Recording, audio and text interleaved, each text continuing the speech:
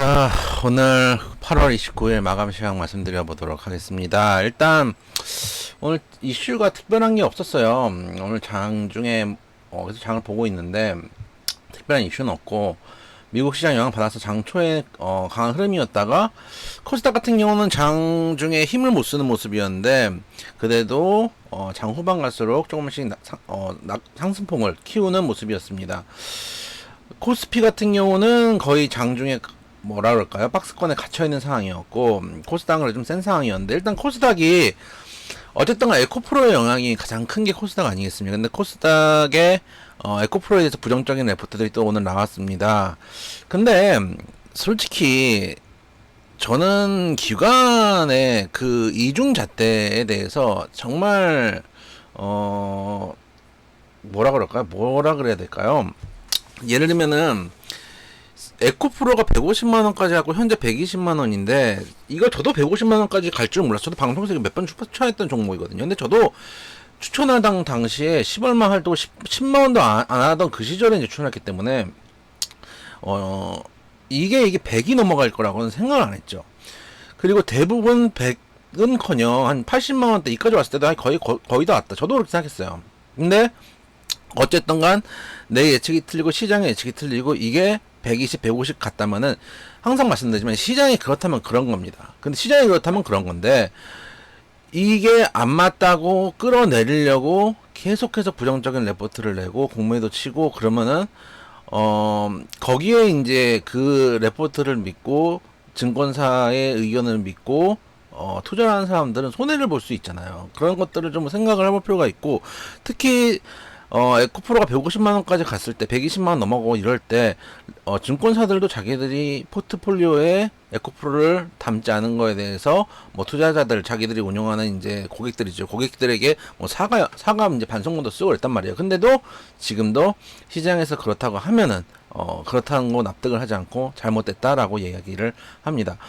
매년 말마다 그 증권사 레포트가 증권사 이제 반성문을 쓰거든요. 연말마다. 그러면은 가장 이제 많이 나오는 말이 실적은 맞췄지만은 주가를 못 맞췄다, 이런 얘기들이, 그러니까 방이 번명이죠. 그러니까 기본적으로 이 증권사에 깔려 있는 마인드는 실적과 주가는 비례한다. 실적과 주가는 어느 선에서 귀결이 되기 때문에 실적이 잘 나오는 종목은 주가가 잘 간다. 물론 큰 호흡에서 그 말이 틀린 말은 아닙니다. 실적과 주가는 어느 정도 선에서는 합치될 수밖에 없는 부분들이 있고, 저평가된 종목, 그래서 저평가된 종목들이 투자를 하고 고평가된 종목들이 매도를 치는 게 맞긴 맞아요. 근데 문제는 뭐냐면, 실제 주가라는 게 이 회사의 가치를 정확하게 판단하는가, 정확하게 반영하는가 하면 그렇지는 않습니다. 예를 들어서 정확하게 반영하지 않기 때문에 주가의 변동이 있는 거죠. 하루에 상한가 가기도 하고 한가 가기도 하는데, 이 회사의 가치가 하루 만에 30% 줄어들고 30% 올라가는 건 아니잖아요. 그렇기 때문에 실적이나 기본적 분석도 중요하지만 현재 이 시장의 수급이나 추세 같은 것들도 중요한 겁니다. 항상 말씀드리지만 수급은 모든 것에 우선합니다. 예를 들어서 실적이 잘 나오지만 주가가 저평가다라고 하는 종목들을 사는 이유는 뭐냐면, 저평가이기 때문에 사람들이 매수세가 들어올 것이고, 매수세가 들어오면 수급이 들어오는 거기 때문에 주가가 올라갈 것이다라고 판단을 하는 겁니다. 그래서 실적이 아무리 잘 나오고 저평가되어 있어도 수급이 안 들어오면 말짱 꽝인 거예요. 근데 지금은 어찌됐든 주도주들이 가는 장세고, 제가 말씀드렸지만은 올해 초부터 계속 드린 말씀이지만 지금 장세는 수급장입니다. 실적장이 아니고. 실적장이면은 그 실적에 따라서 움직이는 게 맞지만, 전체 장세 자체가 어쨌든 2020년에 코로나 때 풀렸던 유동성들이 지금 장을 끌어올리는 거고, 미국이, 예를 들어서 미국 경기가 좋다라는 지표가 나오고 미국의 경기가 안 좋다라는 지표가 나오면은, 예를 들어서 좋다라는 지표가 나왔을 때 원래 만약에 실적 장세라면은 좋다라는 지표에 환호해야 되겠죠. 왜냐면 미국 경기가 좋다는 얘기는 소비 여력이 늘어나고, 소비 여력이 늘어나면 우리나라 기업들도 수출을 많이 하게 되니까 실적이 좋아지기 때문에 환호를 하죠. 근데 그게 정상적인 장세예요. 근데 지금 장세는 어떻습니까? 미국에서 실적 좋다, 고용 좋다 이러면은 오히려 시장에서 부담스러워져. 왜냐? 금리 인상을 하면은 유동성이 줄어드는 거 아니에요. 왜냐? 지금은 유동성 장이니까. 전 세계 장세들이 금리 인상, 미국의 경제가 탄탄한 것보다 금리 인상에 대한 부담을 이야기하고 있기 때문에 지금은 수급장이고 수급에 의해서 주가를 판단하는 게 맞다고 생각이 됩니다. 그래서 어쨌든 에코프로에 대해서 초반에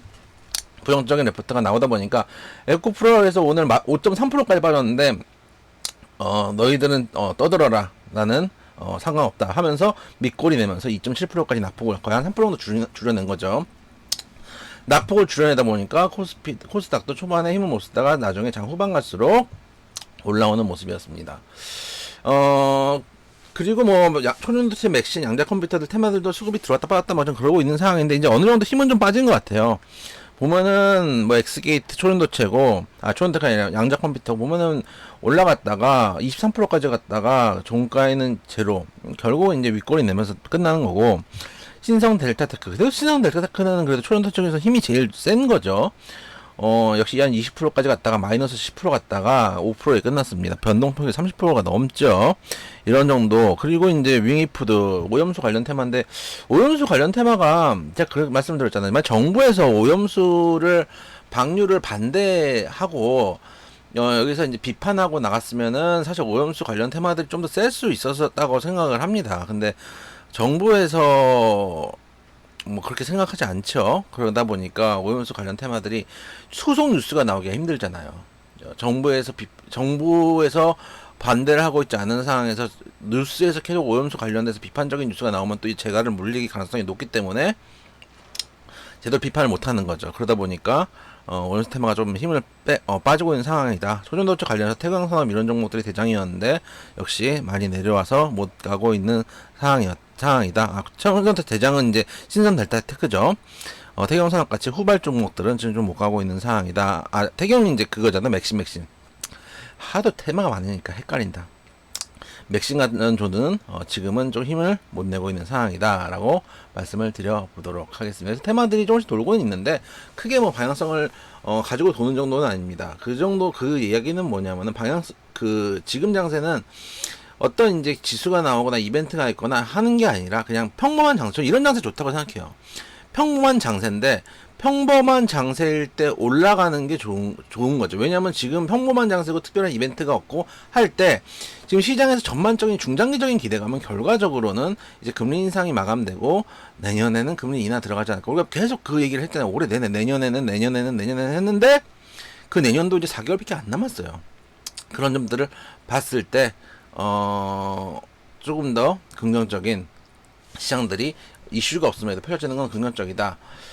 유럽도 지금 괜찮은 모습입니다. 전반적으로 상승 흐름이고, 영국 같은 데는 강하네요. 1.5%까지는 올라왔고, 유로스톡스 0.51%, 전반적으로 유럽 상승세 보여주고 있기 때문에, 내일도 만약에 큰 이슈가 없고, 또 미국 시장도 어느 정도 견제가 끝난다면, 우리 시장도 그 힘을 받아서 견제하게 움직일 가능성이 높다라고 말씀드려보도록 하겠습니다.